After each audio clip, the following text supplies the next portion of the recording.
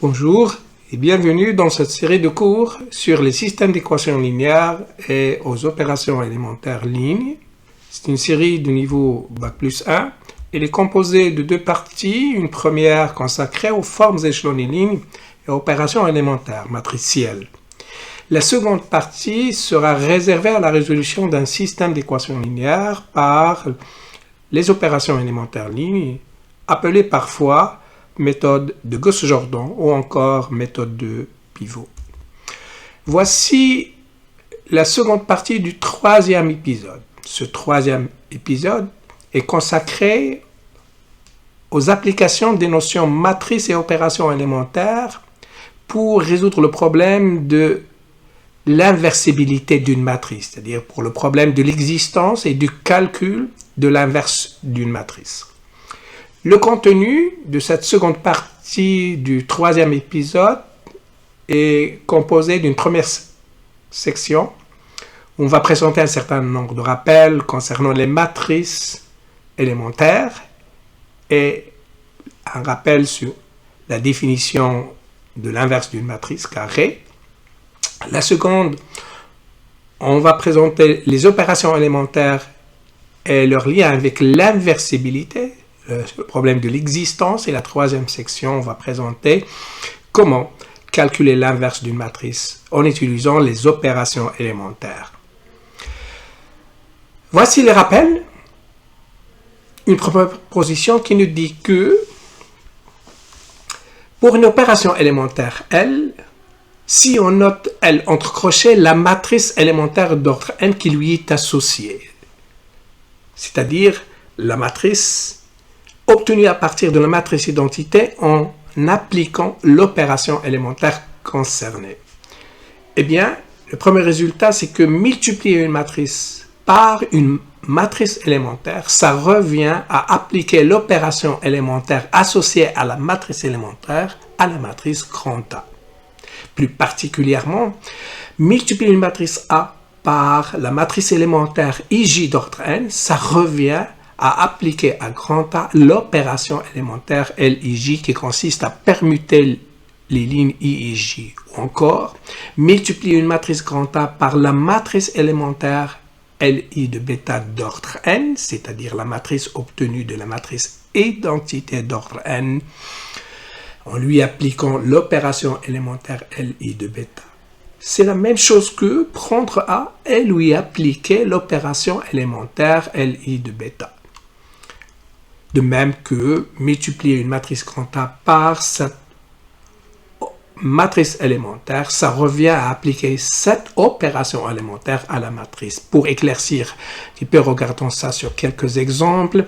Voilà, ça c'est la matrice élémentaire qui consiste à transformer la matrice identité en multipliant sa troisième ligne par -2. Eh bien, multiplier cette matrice par celle-là, ça revient à prendre cette matrice et lui appliquer l'opération élémentaire qui a été appliquée ici à la matrice identité. C'est-à-dire, voilà, L3 de -2 appliqué à cette matrice, ça revient à multiplier cette matrice par celle-là du côté gauche. De même que, eh bien, cette matrice, ce n'est que la matrice élémentaire obtenue à partir de la matrice identité d'ordre 3, dont on a ajouté à la première ligne de la matrice identité -2 fois sa troisième. Eh bien, la multiplication de ces deux matrices, c'est la même chose que eux, d'appliquer à cette matrice-là la transformation élémentaire L1, 2, -2.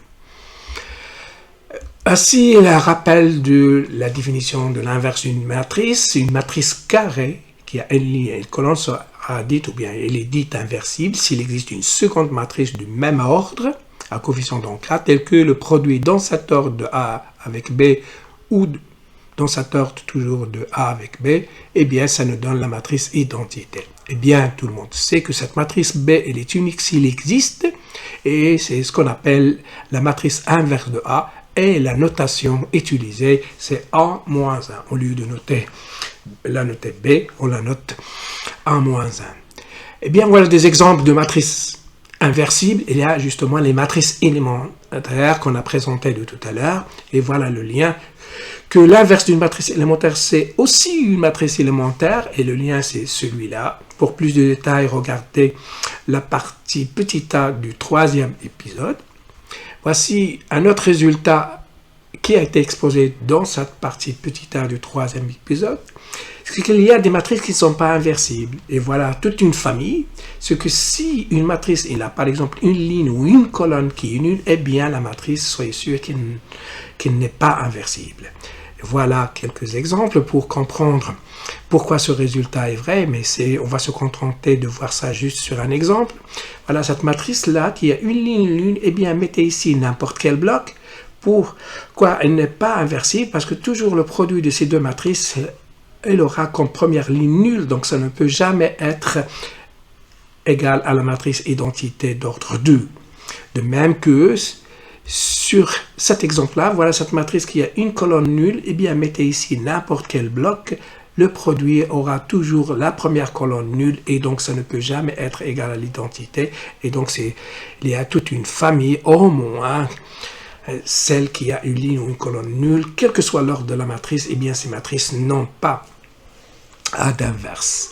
Il y a un autre problème qui se pose pour l'inversibilité de matrice. On peut le remarquer sur cet exemple. Voilà une matrice grand A et on se pose la question, est-ce qu'elle est inversible? C'est-à-dire déjà, est-ce qu'il y a un bloc par lequel on va le multiplier par grand A du côté gauche et du côté droit et ça nous donne ici I3. Mais déjà, la probabilité de choisir parmi tous les blocs possibles d'ordre 3, imaginons que le corps, par exemple, est celui des nombres réels, eh bien, on peut passer notre vie et si on n'a pas de chance et on ne peut pas savoir est-ce qu'il y a un bloc ou pas.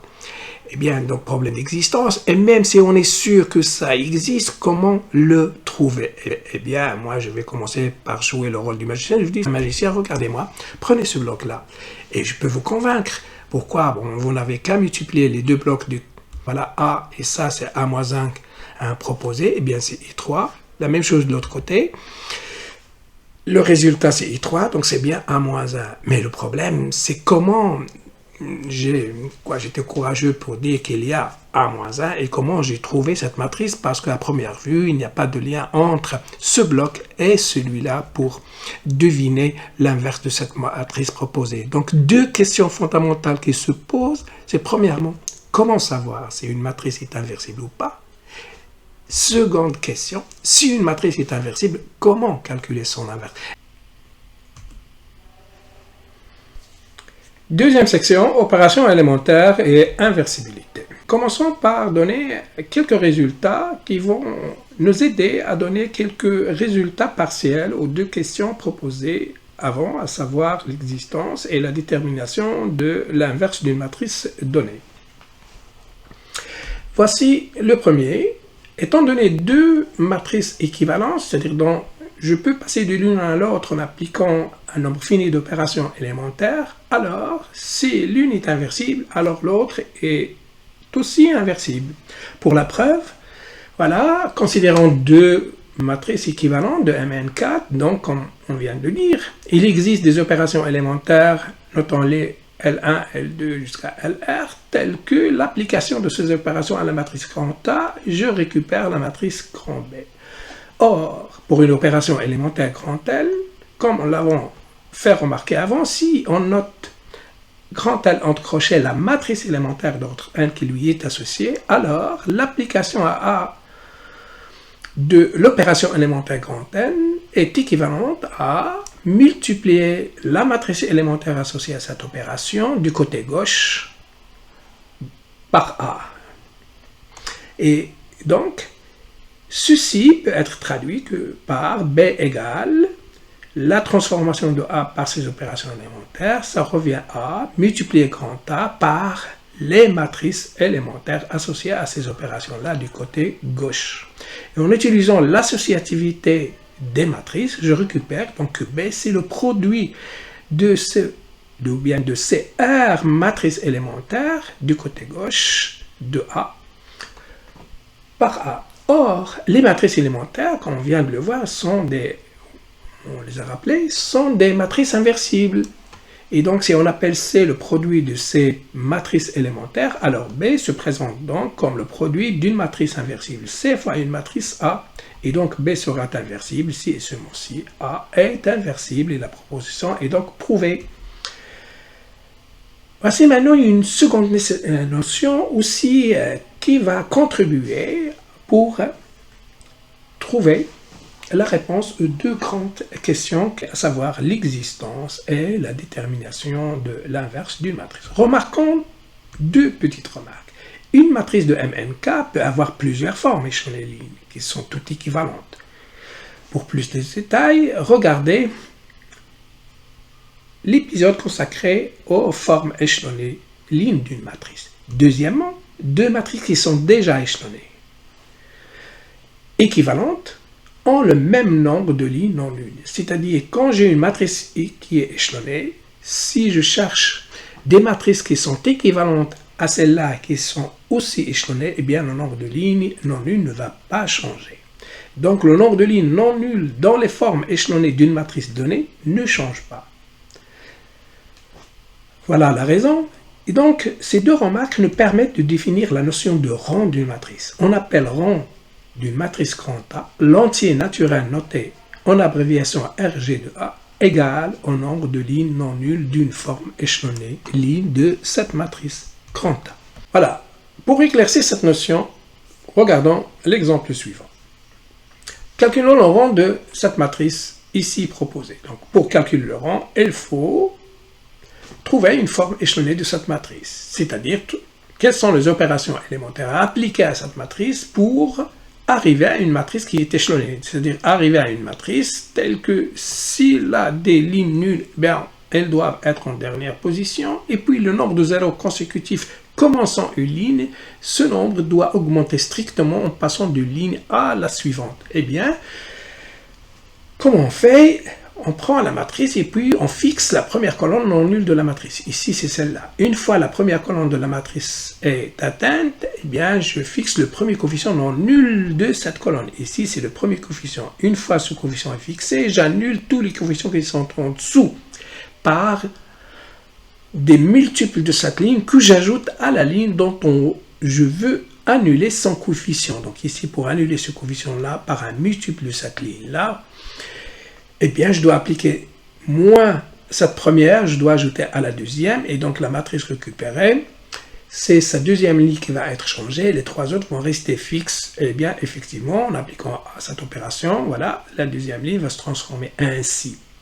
Eh bien, il me reste encore à annuler ce coefficient, toujours par un multiple de cette ligne-là. Encore, c'est moins cette ligne, je l'ajoute à la quatrième, et donc la matrice transformée aura les trois premières lignes, celle-là, et puis la quatrième, c'est le résultat de moins fois la première ajoutée à celle-ci. Donc, je récupère cette matrice. Cette matrice est encore non échelonnée. Eh bien, comment je vais faire?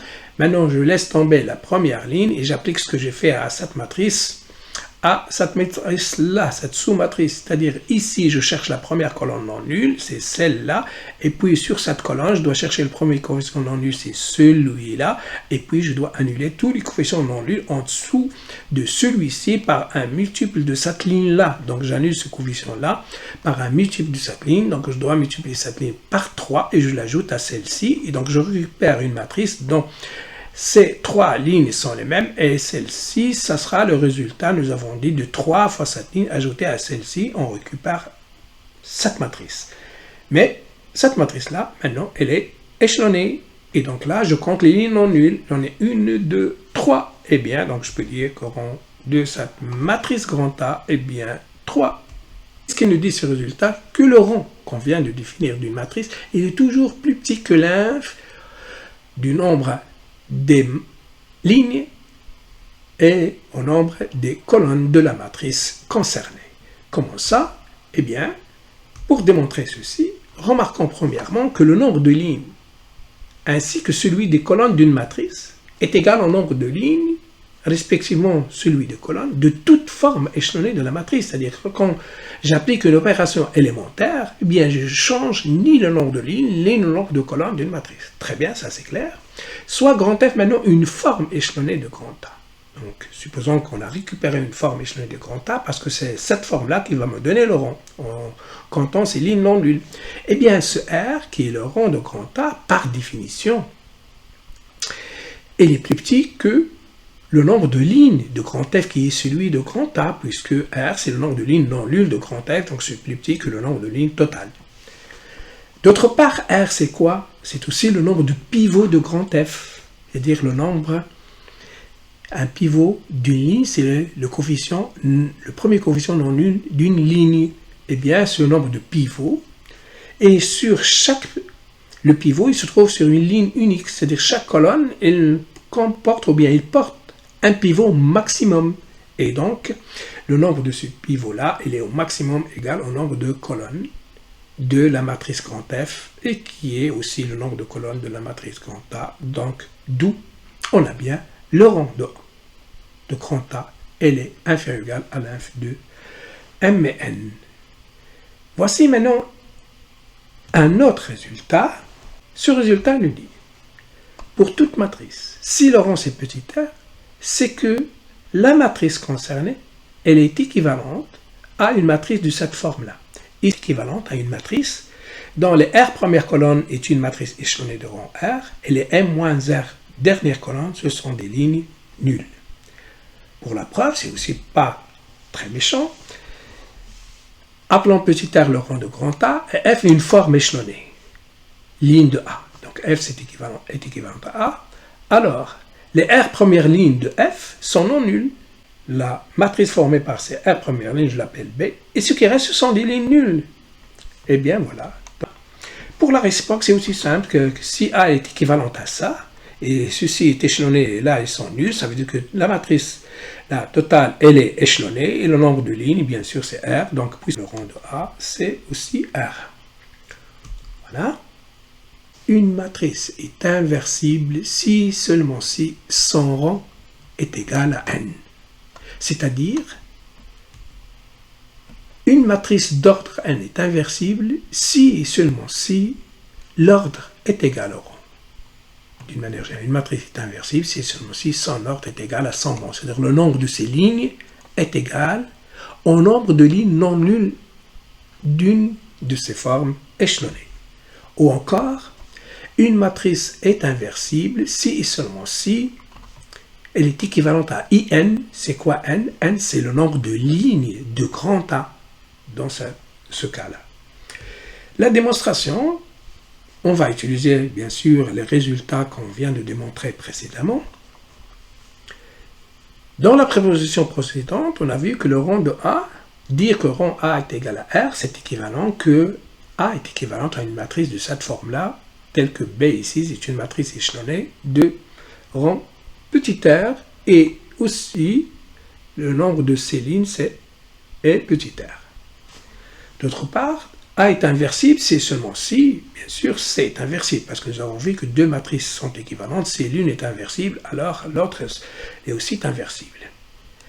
Et donc, la proposition ci-dessus entraîne quoi? Eh bien, ici, pour que celle-ci soit équivalente, nous avons vu qu'une matrice qui possède une ligne nulle n'est jamais inversible. Donc ici, pour qu'elle soit inversible, il faut que...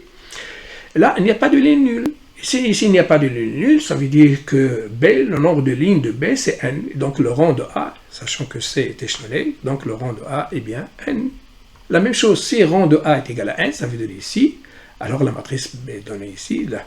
Ça veut dire que ici, il n'y a pas, cette matrice n'existe pas, et donc bien que B possède n lignes, et donc A est équivalente à une matrice ici triangulaire, qui a n pivots, tous égaux n pivots, donc chaque colonne porte un pivot, et donc quand on va à la forme échelonnée réduite canonique, B sera équivalente à IN.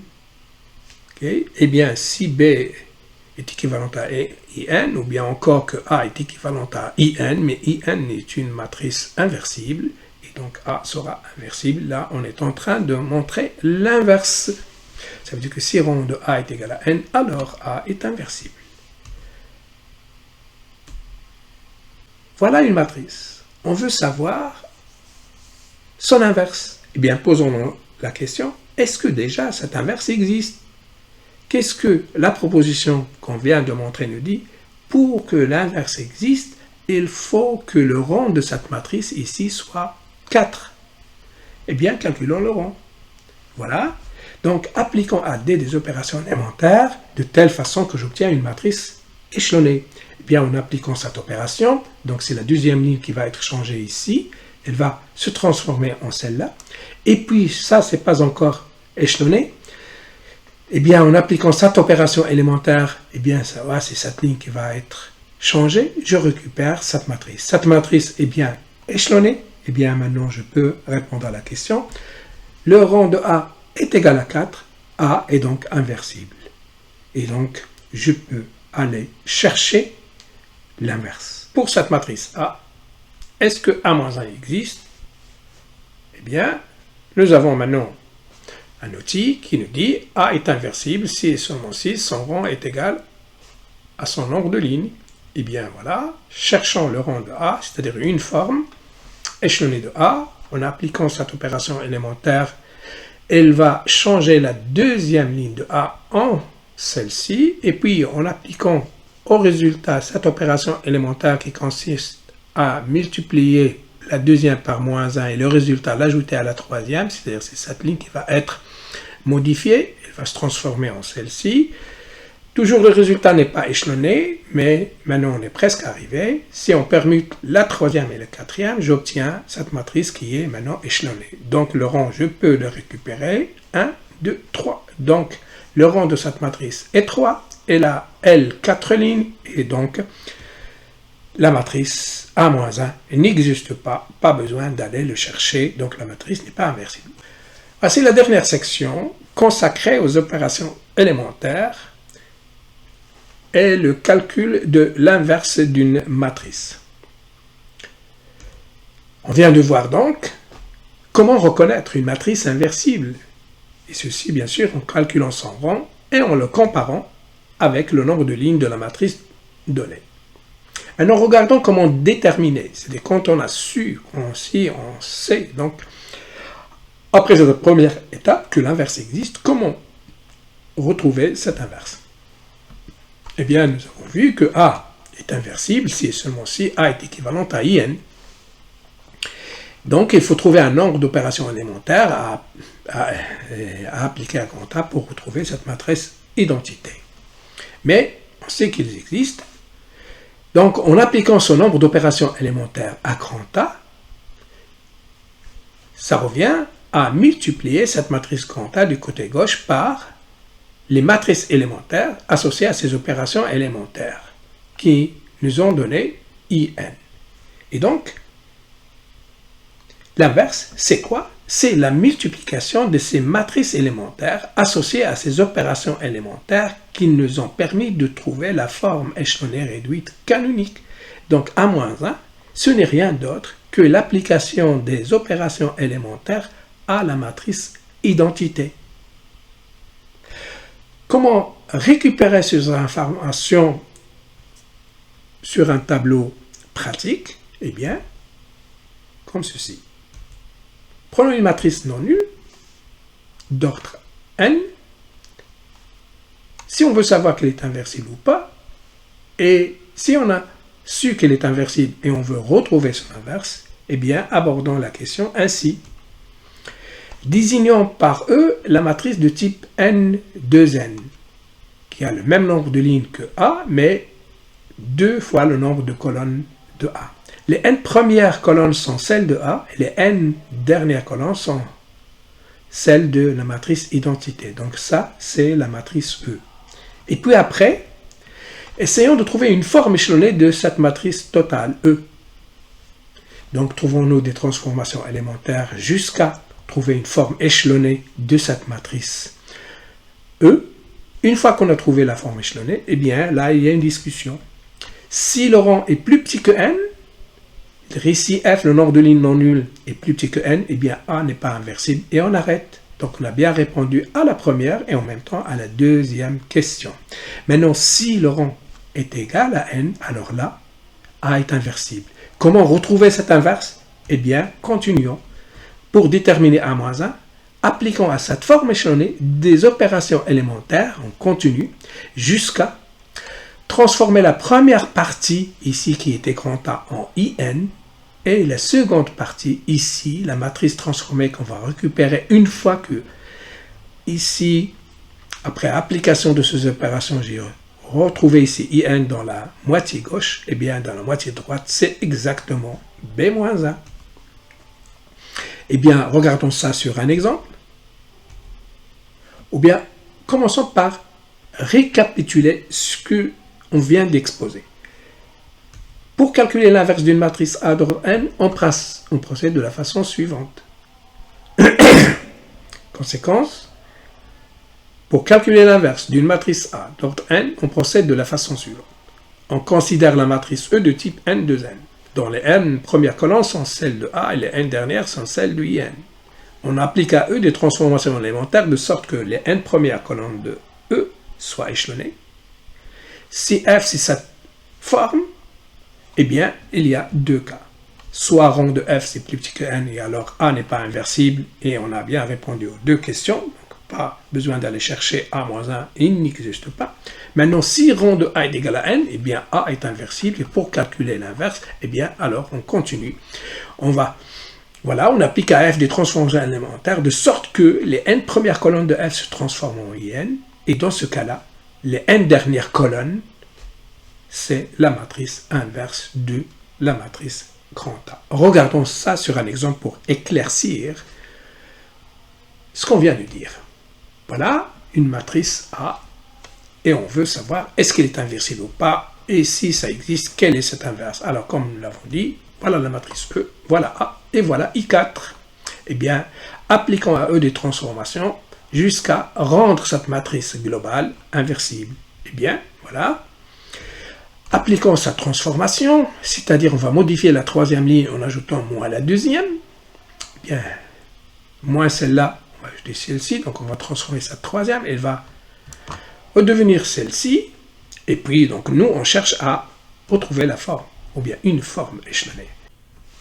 Voici maintenant, reprenons la matrice résultat retrouvée à la fin de la dernière diapositive. Elle n'est pas encore échelonnée, donc appliquons l'opération qui consiste à permuter la troisième et quatrième ligne pour retrouver la matrice grand F qui est bien échelonnée. Et donc, quel est le rang de la matrice grand A? C'est le rang de la matrice grand F et les 3. Donc, c'est pas l'ordre de A. Donc, la matrice grand A n'est pas inversible. Et donc, on arrête. On n'a pas besoin d'aller chercher A-1 puisque c'est quelque chose qui n'existe pas. Regardons un autre exemple. Voilà, maintenant posons-nous la question pour cette matrice-là. Est-ce que A-1 existe? Donc toujours, la matrice E, constituée partie gauche, la matrice concernée, partie droite, la matrice identité correspondante. Ici, I4. Et puis, cherchons une forme échelonnée de toute la matrice. Eh bien, appliquons ces deux opérations élémentaires. La première qui consiste à ajouter moins 2 fois la première ajoutée à la deuxième. Donc, c'est cette ligne qu'on va transformer. Et puis après, une fois la deuxième qu'on ajoute à la troisième. Donc, aussi, cette ligne va être changée. Et le résultat, c'est celui-là. Eh bien, là, on récupère une matrice qui est déjà échelonnée. Et donc, le rang, ici, vous voyez bien, c'est 4. Et 4, c'est aussi l'ordre de A. Donc, A-1 existe à l'inverse. Eh bien, calculons A-1. Qu'est-ce qu'il nous dit? Ce que nous avons exposé avant, eh bien, continuons, appliquons à grand F des opérations élémentaires jusqu'à transformer cette première moitié en I4, et puis ce qu'on va récupérer ici, c'est l'inverse. Eh bien, allez-y, voilà F, c'est-à-dire cherchons une forme échelonnée canonique de cette matrice, voilà. Alors, en appliquant ces deux opérations-là, donc il y a la troisième et la deuxième ligne qui vont être modifiées. Donc, comment ça? Une fois qu'elle est échelonnée, on va commencer par le plus haut, le plus bas, et puis on va annuler les coefficients qui sont au-dessous. Une fois terminé, on va passer au pivot qui vient après, et puis annuler les coefficients qui sont au-dessous jusqu'à rendre ici la matrice identité. Donc, ainsi, voilà. On a annulé ici deux coefficients, bien il nous reste à annuler ce coefficient-là, c'est donc en moins cette ligne que j'ajoute à la première, donc moins fois la quatrième ligne, ajouter à la première, on récupère celle-ci, donc on a bien annulé ces coefficients-là.